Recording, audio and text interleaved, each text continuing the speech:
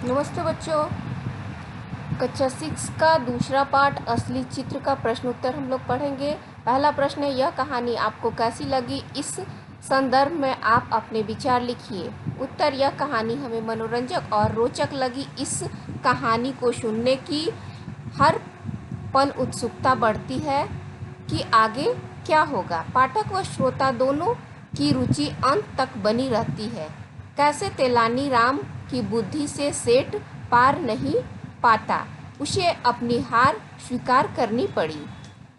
प्रश्न 2 है, इस कहानी का कौन सा पात्र अच्छा लगा और क्यों? उत्तर, इस कहानी का पात्र तेलानी रामा मुझे सबसे अच्छा लगता है, क्योंकि तेलानी रामा के चतुराई के कारण चित्रकार को अपना 100 स्वर्ण मुद्राएं मिल जाता है।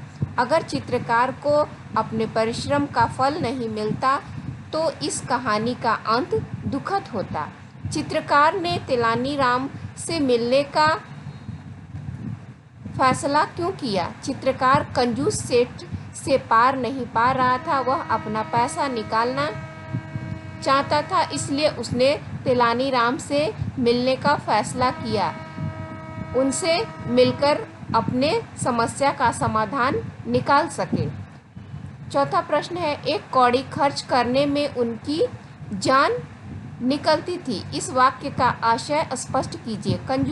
उत्तर, कंजूस के लिए पैसा सब कुछ होता है। कहावत है कि चमड़ी जाए पर दमड़ी न जाए। यही हाल उस कंजूस सेठ का भी था। वह एक पैसा भी किसी को देना नहीं चाहता।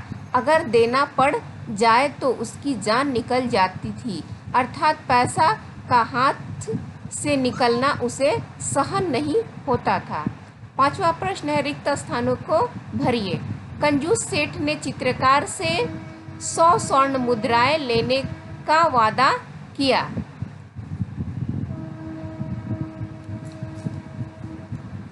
ख, यह कहानी राजा कृष्णदेव राय के राज्य की है। ग, चित्रकार ने तेलानी राम से सलाह ली। घ, एक दिन चित्रकार तेलानी राम के कहे अनुसार आईना लेकर सेठ के पास पहुंचा। तेलानी राम राजा कृष्णदेव राय के दरबार में एक विदूषक मंत्री, उनके नवरत्नों में से एक थे। प्रश्न 6, आपके अनुसार चित्रकार ने सेठ को चित्र की जगह आईना क्यों दिखाया? उत्तर ग होगा। वह सेठ के साथ जैसा को तैसा कहावत चरितार्थ करना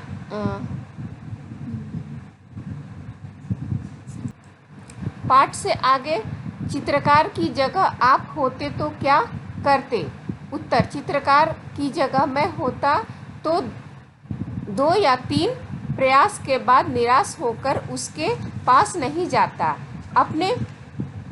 अपने सूझबूझ से उससे पैसा निकालने की कोशिश करता रहता और उससे लज्जित करता, राजा से गुहार लगाता।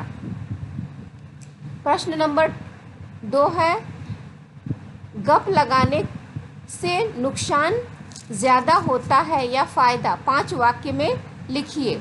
उत्तर, गप लगाने से हमारा नुकसान ज़्यादा होता है। समय की बर्बादी होती है। हम सब हमें कामचोर गप्पी समझने लगते हैं। समाज में हमारा प्रभाव कम हो जाता है। गप मारने वाला व्यक्ति के पास काम नहीं होता। वह इधर उधर की बात इधर की बात उधर और उधर की बात इधर करते रहता है। प्रायः वह झूठ बोलता है। प्रश्न 3, बार बार कंजूस सेठ द्वारा अपना चेहरा बदल लेने के बाद चित्रकार को सलाह किसने दी? दी गई सलाह का क्या परिणाम हुआ?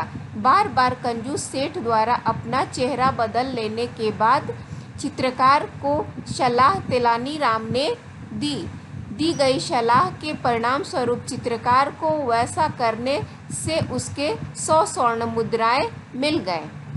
प्रश्न 4, क्या इस कहानी का कोई और शीर्षक हो सकता है? यदि हाँ तो क्या?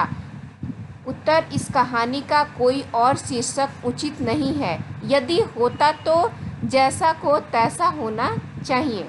व्याकरण से दिए गए शब्दों को संज्ञा के विभिन्न भेदों में छांटकर लिखिए। जातिवाचक संज्ञा गाय, चित्रकार, आईना। व्यक्तिवाचक संज्ञा तेलानी रामा, हिमालय, कृष्णदेव राय।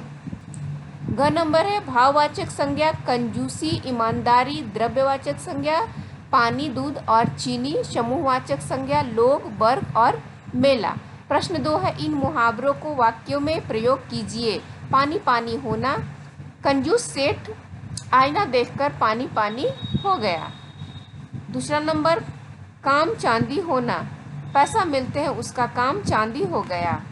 तीसरा हंसते हंसते लोटपोट होना, कृष्णदेव राय तेलानीराम की बात सुन लोटपोट हो गए। चौथा हिम्मत हारना, चित्रकार के सामने कोई अन्य रास्ता न होने पर भी हिम्मत नहीं हारा। भौचक रह जाना, चित्रकार अपने चित्र से सेठ का चेहरा न मिलने से भौचक रह जाता था।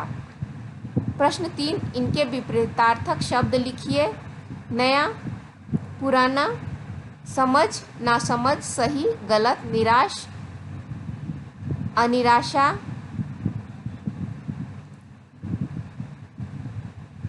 सॉरी, यहाँ आशा होगा, निराशा का आशा, देर, जल्दी।